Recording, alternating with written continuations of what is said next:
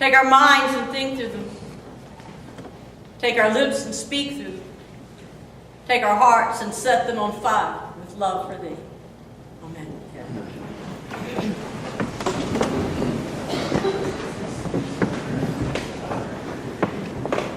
You know how sometimes a song just gets stuck in your head and it keeps playing over and over and over and over again? That happened to me this week when I first read the scriptures, which I usually do first thing Monday morning, usually about 5 in the morning. I read so I can all week know what's playing in the back of my mind and what's playing out there among you as I get ready to preach. And the song that kept playing in my mind was an old African-American spiritual called Every Time I Feel the Spirit. And maybe part of the reason was because we've been talking about the Spirit all through Epiphany. And this, of course, is the last of Epiphany before we move into Lent. But I think maybe even more so it was because of one line in a verse, where the first verse, after it goes, every time I feel the Spirit, and it gets to the verse, it says, up on the mountain my Lord spoke. And I think that's what hit me. It was that up on the mountain my Lord spoke. I asked the choir to do that for our anthem today, so you're going to actually hear the whole spiritual. But it was up on the mountain that my Lord spoke. And so the song connects everything that we've been talking about with Spirit to the whole theme for today that is always the theme on this last Sunday of Epiphany. The theme of on the mountaintop. We hear about 2 mountaintop experiences in our readings today. One was Moses' experience on the mountaintop. He actually went up to the mountain several times, but this time when he was on the mountain with God, the glory of the Lord, and remember way back, I think at Christmas Eve, I talked about glory being the presence of the Lord, and that however that presence shows itself and makes itself known. And that day on the mountaintop, the glory of the Lord was so real for Moses and touched him in such an important way that it made his own face shine. And we hear in that story that as he came down from the mountain with his face shining, and people looked at him with his face shining, it scared the bejesus out of him. And so he put a veil over it. And so when he would go into the presence of the Lord in the tent of meeting, or when he'd go back up on the mountain to be in the presence of the Lord himself, he'd take the veil off. And then when he was with the people, so he wouldn't scare them to death, he put the veil on. That was Moses' mountaintop experience. We also hear in the New Testament, in the Gospel from Luke, we hear about a mountaintop experience that Jesus and 3 of his disciples had, Peter, James, and John, kind of the inner circle of 3 of his disciples. And we hear that how before his passion, and of course the passion is all those things we remember in Holy Week, before that happened, he went up on the mountain to pray and asked them to go with him. And that's the reading where we hear about his experience of the glory of God shining in and through him. And we also hear about the experience of Peter and James and John actually seeing that glory for themselves as he was shining, maybe much in the same way that Moses' face was shining. 2 mountaintop experiences. And in both, there is an important symbol, explicitly stated in the one about Moses and implicit in the one about Jesus and the disciples, is this symbol, the lifting of the veil. The lifting of the veil. Literally, in Moses' case, of a veil being lifted, but a lifting of the veil in Jesus' case, of Moses and Elijah appearing with him, a lifting of the veil for the disciples of seeing that the glory of God was embodied in this man.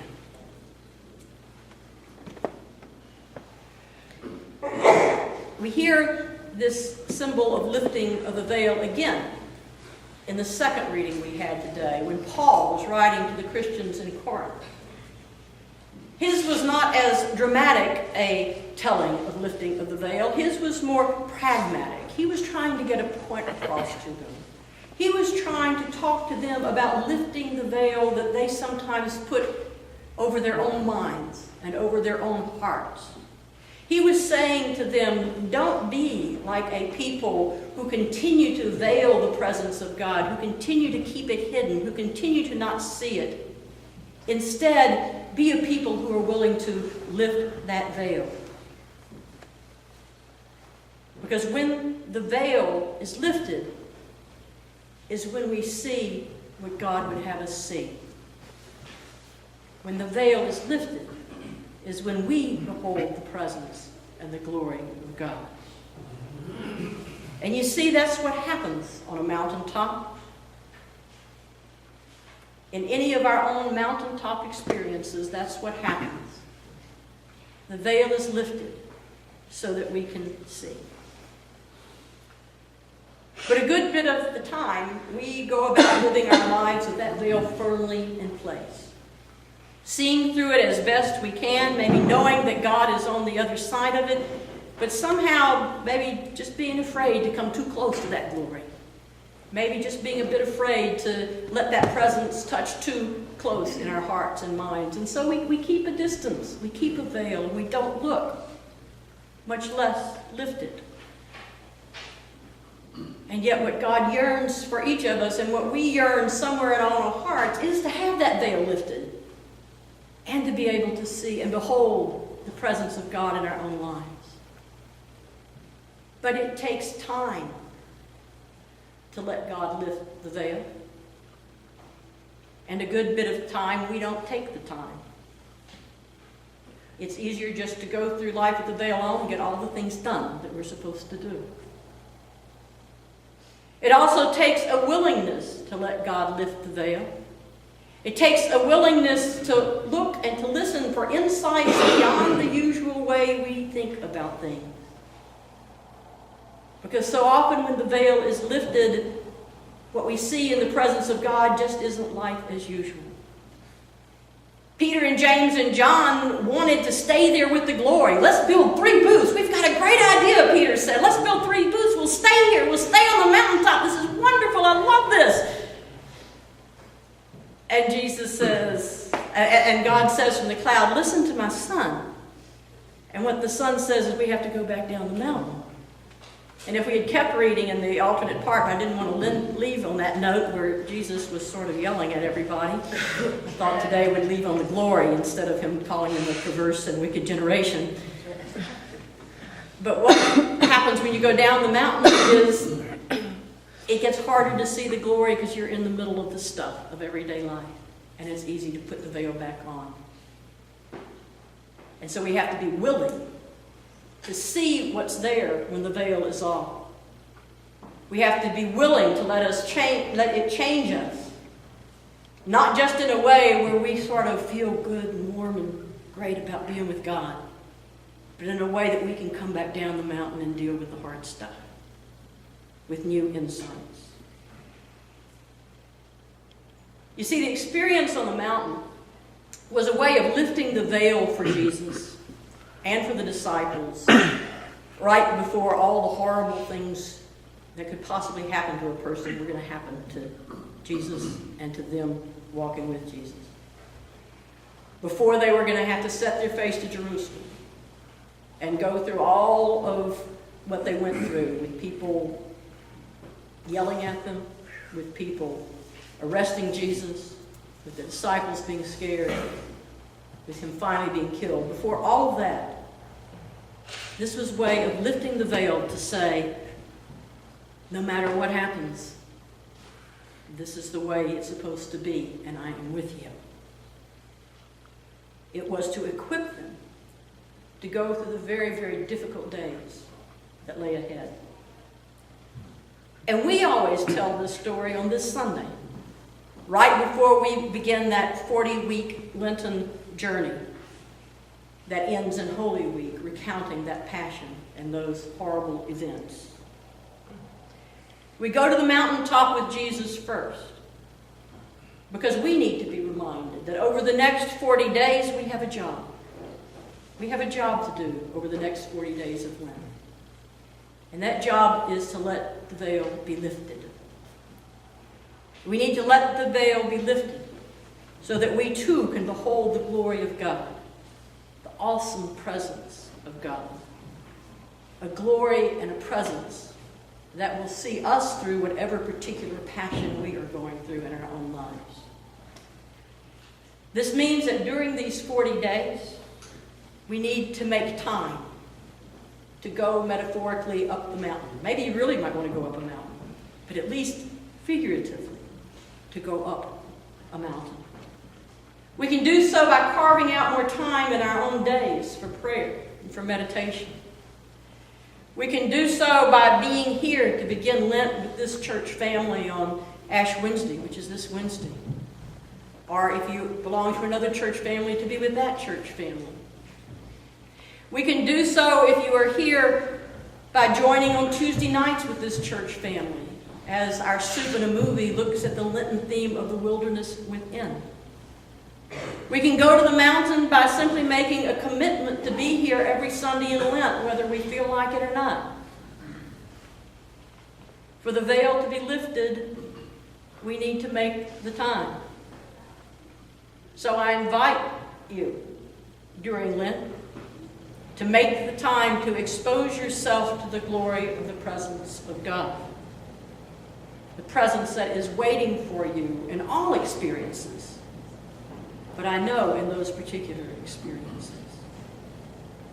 This also means that in these 40 days, we need to be willing to look and to listen for ways that God may be challenging our usual ways of seeing or hearing or being or doing in the world. Maybe this means eating differently. Maybe this means playing differently. Or maybe it means being with others differently. One of my most memorable experiences in Lent was when I was about 28 years old. And the rector of the church challenged us to what he called a serendipity challenge for the 40 days of Lent. Now, serendipity is a word that means just sort of getting a little something extra out of something that you didn't expect to get. Kind of like the glory of God. Kind of like lifting the veil. Well, here was the challenge. Each one of us in the congregation was supposed to, at least once during the 40 days of Lent, invite someone that we did not know very well in the congregation to our homes for dinner. Somebody that we did not know very well. It didn't have to be somebody you didn't know at all, but it was to be in the congregation, and it was to be somebody that we didn't know that well to our home. It was a bit of a challenge for us because we didn't have a very big home, but we took it, and we did. And lo and behold, we never thought we'd be invited by anyone because we didn't know many people in the parish. We were invited someplace as well. And somehow in both the inviting and being invited for me and for others, the serendipity ended up being a bond with other members of the church that lasted long past Lent. We don't always think of that as being the glory of God. And yet one of the biggest glories of God is the bond that we make with each other. With people everywhere, but especially with that particular family that God gives us to be our family of faith. In making those bonds, we lift the veil and see the glory of God in each other. I commend this serendipity challenge to you for this Lent. In fact, I don't just commend it, I challenge you to take it. As Dan Matthews said so many years ago when I was so young and had so little gray hair,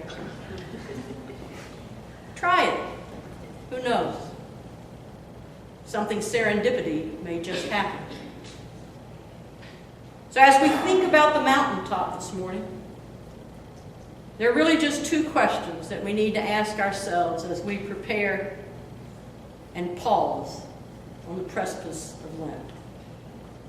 First, will we make the time to go to the mountaintop during these 40 days? And second, if we go, will we take special care to look and to listen? I hope the answer to both of these questions for each of you is yes. Because on the mountain, my Lord spoke. And I want to be there to hear it. And I would like for you to be with me.